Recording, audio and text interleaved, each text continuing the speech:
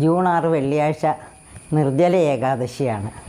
പേര് കേൾക്കുമ്പോൾ തന്നെ അറിയാമല്ലോ, ഇല്ലേ?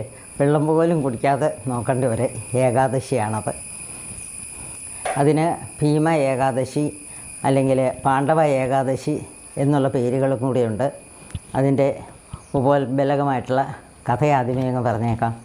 ഒരു ദിവസം വേദവ്യാസ മഹർഷി പാണ്ഡവരെ കാണാനായിട്ട് ചെന്നു.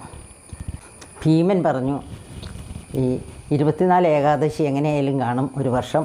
അതിൽ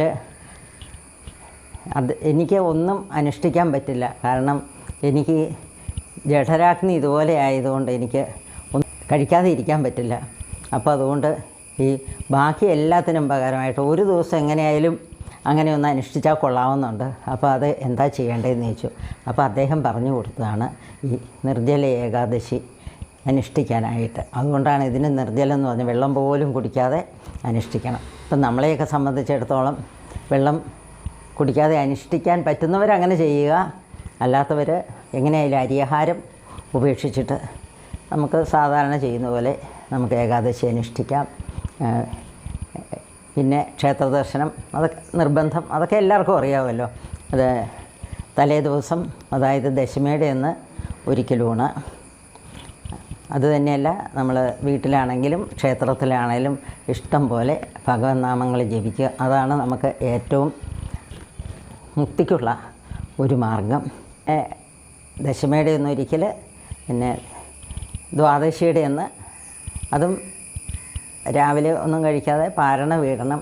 ഇതിൻ്റെ ഈ ഏകാദശിയുടെ സമയം എന്ന് പറഞ്ഞാലുണ്ടല്ലോ, അത് ഹരിവാസര സമയം എന്ന് പറഞ്ഞു കഴിഞ്ഞാൽ വെള്ളിയാഴ്ച രാത്രി 11 മണി മുതൽ ശനിയാഴ്ച ഉച്ചയ്ക്ക് 11:25 വരെയാണ്. അപ്പോഴത് കഴിഞ്ഞിട്ടേ നമുക്ക് പാരണ വീടാൻ പറ്റുള്ളൂ. അതുകൊണ്ട് ശനിയാഴ്ച ഉച്ചയ്ക്ക് മാത്രമേ പാരണ വീടാൻ പറ്റുകയുള്ളൂ. പാരണ വീടാനായിട്ട് ഇപ്പം ക്ഷേത്രത്തിൽ പോയി ആ സമയത്ത് വീടാനൊന്നും പറ്റിയില്ലെങ്കിൽ നമ്മൾ വീട്ടിൽ അറിയാമല്ലോ, കുറച്ച് ശുദ്ധജലം എടുത്തിട്ട് അതിൻ്റെ അകത്ത് 2 തുളസിപ്പൂവും 2 അരിയും ഇട്ടിട്ട് ഭഗവാനെ വിചാരിച്ചുകൊണ്ട് അത് നമ്മൾ പ്രസാദമായിട്ട് കഴിച്ചാലും മതി, ഒരു കുഴപ്പവുമില്ല. പിന്നെ ഈ ഇസ്കോൺ പോലെയുള്ള അതിലുള്ള കുറേ ആൾക്കാരൊക്കെ നാളെയല്ല, ശനിയാഴ്ചയാണ്, വെള്ളിയാഴ്ചയല്ല, ശനിയാഴ്ചയാണ് ഈ ഏകാദശി ആചരിക്കുന്നത്. അത് അങ്ങനെയുള്ളവർ അങ്ങനെ ആചരിക്കട്ടെ. അത് ഓരോരുത്തരുടെ വിശ്വാസം, ഓരോരുത്തരുടെ രീതിയാണല്ലോ. എന്തായാലും ഈ ഏകാദശി എല്ലാവർക്കും ഭഗവാനിലേക്ക് എത്താനുള്ള ഒരു മാർഗമാകട്ടെ.